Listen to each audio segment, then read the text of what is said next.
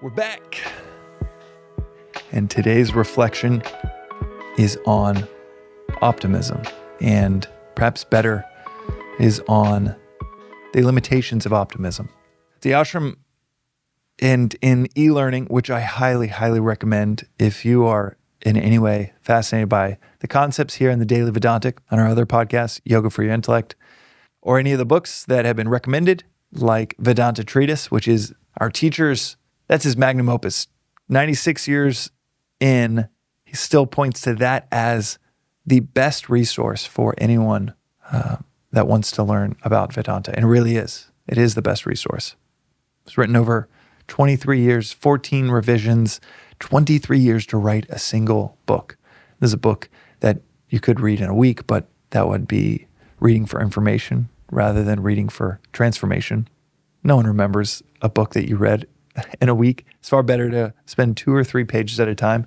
In fact, I tell people all the time, order the book, see if the first 2 or 3 pages speak to you, and if they don't, I will buy it back from you.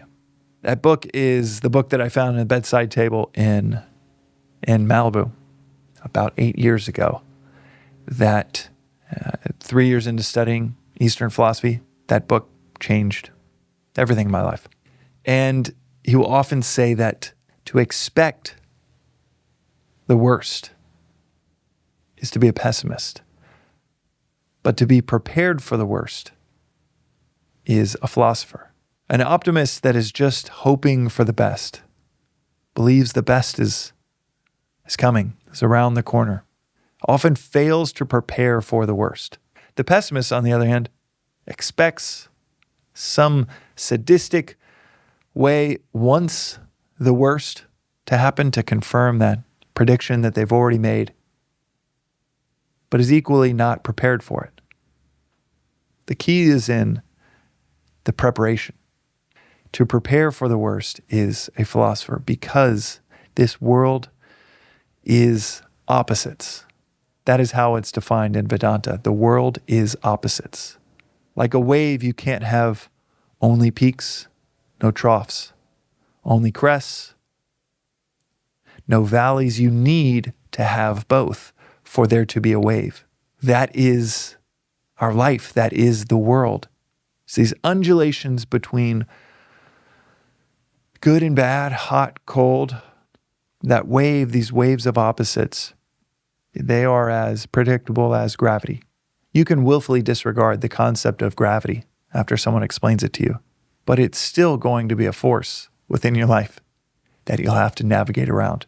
Similarly, the idea that you can just hope, pray, wish for the best, and that the best will happen. As they say in Silicon Valley, so often, founders that are just hoping for the best, they are addicted to hopium. Each conversation, they're just hoping. Whereas the best founders, the realists, recognize that there are going to be a handful of things that blow up this year. If not today in your inbox or this month, this week. And then you have to plan for them.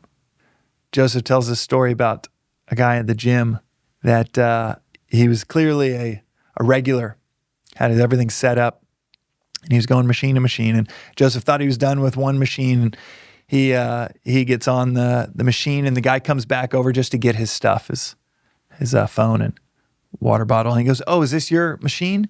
Are you still on this?" And the guy said, "Oh, no, man. I got plan A, B, C, D, and E." That is Vedanta.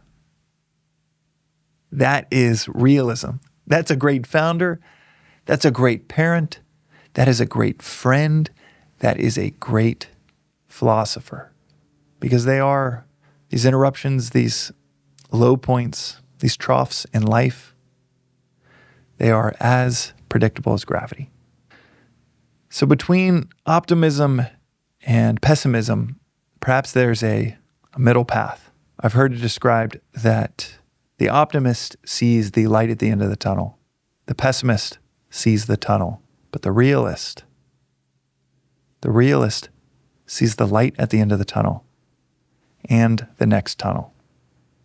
To be a philosopher is to be a realist. That's today's reflection on the Daily Vedantic. We'll see you next time. Thank Thanks for listening to the Daily Vedantic. This reflection is part of a free repeating 2-year course in Advaita Vedanta.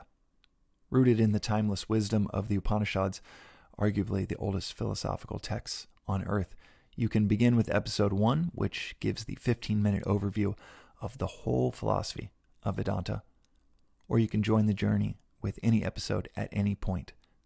But the critical aspect of this course, of understanding and mastering anything, is to study and reflect, even for 10 to 15 minutes on the timeless each day, preferably at the start of your day. As is said in this philosophy, reflection is 100,000 times as powerful as listening. So listen, journal, sit with, discuss these concepts, or ask questions at thedailyvedantic.com with our AI-powered chatbot informed by about 700 episodes here, as regularly as one can if you want to see clarity and peace almost effortlessly unfold in your daily life.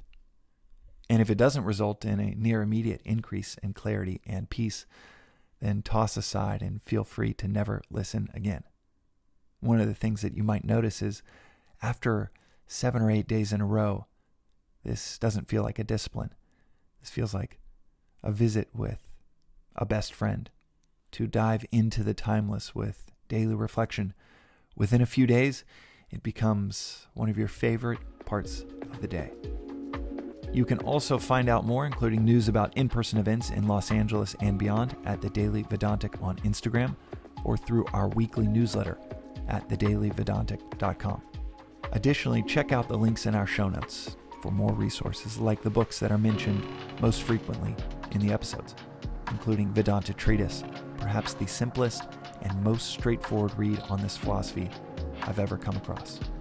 Until next time, and from the entire team that works on the Daily Vedantic project, thanks for listening.